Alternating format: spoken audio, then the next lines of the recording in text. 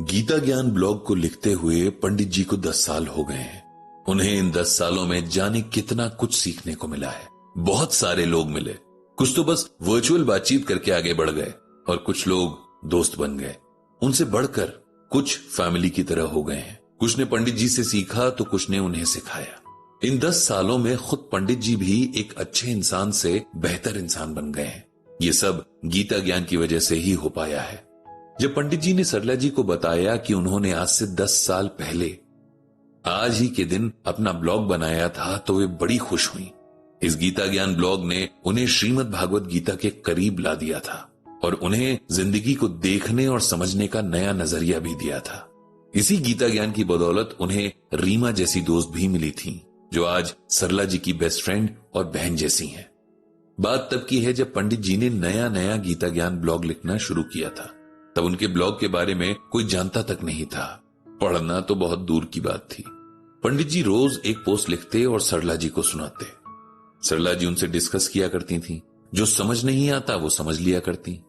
वैसे तो इतने साल बाद भी ये रूटीन नहीं बदला है। आज भी पंडित जी सरला जी को रोज अपनी पोस्ट सुनाते हैं, फिर दोनों उस पर बात करते हैं। शुरुआत के दिनों में ये बात कभी कभी बहस में बदल जाया करती थी, लेकिन अब ऐसा नहीं होता है।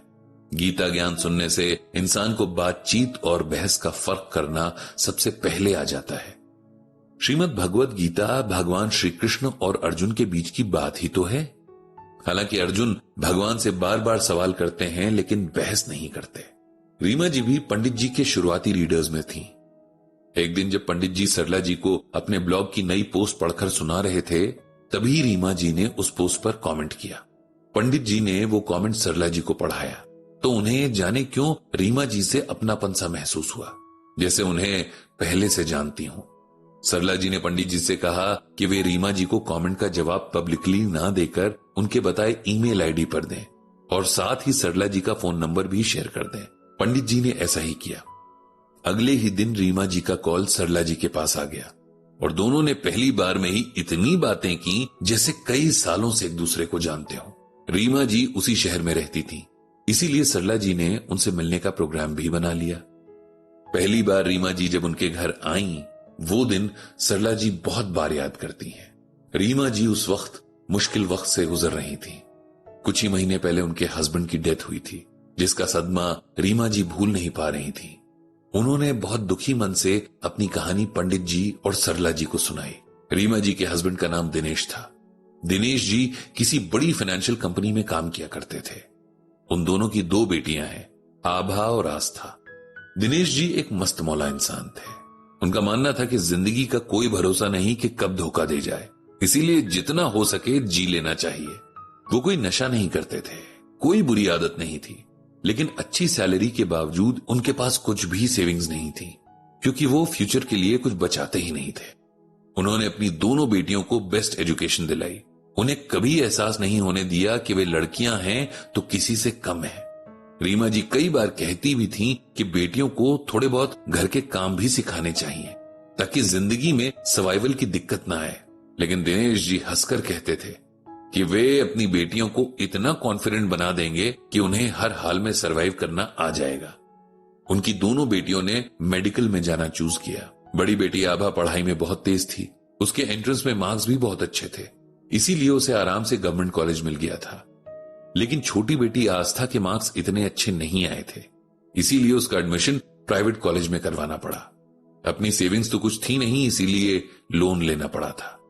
दिनेश जी के अंदर एक उतावलापन था, हर काम अभी कर लेने की जैसे एक सनक सी थी। इस बात से रीमा जी को कभी कभी डर भी लगता था। एक बार रीमा जी ने दिनेश जी से कहा कि जब उनकी दोनों बेटियां अच्छे से सेटल हो जाएंगी तब वे दिनेश जी के साथ कम से कम एक फॉरेन कंट्री घूमना चाहेंगी। दिनेश जी ने उनकी इस ख्वाहिश को दिल से लगा दिया।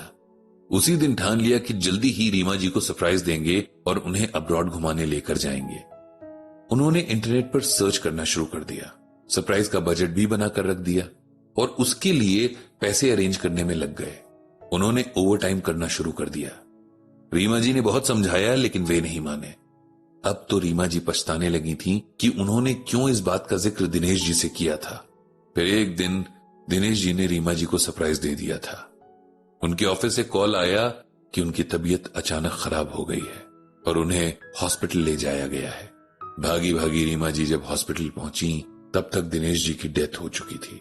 डॉक्टर ने बताया कि उन्हें बहुत स्ट्रॉन्ग हार्ट अटैक आया था, जिसे उनका दिल झेल नहीं पाया और फिर उनकी डेथ हो गई। बहुत दिनों तक रीमा जी को यकीन ही नहीं आया था। बाद में थोड़ा संभली, लेकिन जिंदगी नॉर्मल नहीं हो पा रही थी। अब उन्हें समझ आया कि क्यों दिनेश जी को हर वक्त जल्दी लगी रहती थी, क्योंकि उन्हें इतनी जल्दी जाना जो था। अपने मन के लिए सुकून तलाशते हुए रीमा जी को पंडित जी का गीता ज्ञान ब्लॉग मिला था, जहां उनकी पोस्ट के जरिए उन्हें जिंदगी और मौत के रिलेशन के बारे में पता चला था। और फिर उसी ब्लॉग पर किए कमेंट ने उन्हें पंडित जी की फैमिली का हिस्सा बना दिया। जब रीमा जी ने पंडित जी को अपनी कहानी सुनाई थी, तब पंडित जी ने उन्हें श्रीमद् भागवत गीता का ये श्लोक सुनाया था, मत्तः परतरम नान्यत किंचित अस्ति धनंजय मयि सर्वमिदं प्रोक्तम सूत्रे मणिगणा इव। इसका मतलब यह है कि हे अर्जुन, मेरे सिवाय इस दुनिया का कोई दूसरा कारण नहीं हो सकता है। मैं ही इस सारे संसार के होने की वजह हूं। जैसे मोती सूत के धागे की माला में पिरोए हुए होते हैं, वैसे ही ये सारा जगत मुझसे ही ओतप्रोत है। ये संसार मुझसे ही उत्पन्न होता है, मुझ में ही स्थिर रहता है और मुझ में ही लीन हो जाता है। कहने का अर्थ यह है कि भगवान के सिवाय संसार की स्वतंत्र सत्ता नहीं है।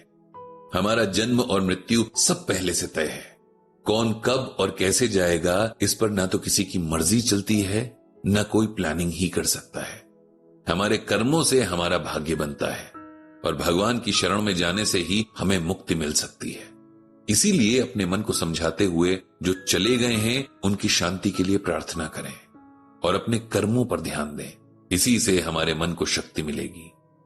रीमा जी को पंडित जी के मुंह से गीता ज्ञान की एक्सप्लेनेशन बहुत अच्छी लगी थी और साथ ही उन्हें अच्छी लगी थी पंडित जी की वाइफ सरला जी भी। उन दोनों के बीच एक अजीब सा अपनापन डेवलप हो गया था, जैसे दो बहुत गहरी सहेलियों के बीच होता है। रीमा जी अक्सर सरला जी के घर आती और सरला जी भी पंडित जी के साथ रीमा जी से मिलने जाती। रीमा जी की दोनों बेटियां अब डॉक्टर बन गई थीं और उन्होंने पंडित जी से प्रॉमिस किया था कि वे दोनों जरूरतमंद लोगों की हमेशा मदद करेंगी। पंडित जी और सरला जी हमेशा भगवान श्री कृष्ण से प्रार्थना करते हैं कि सबको सद्बुद्धि दे, सबके मन में शांति हो और सब अच्छे कर्मों की राह पर चले।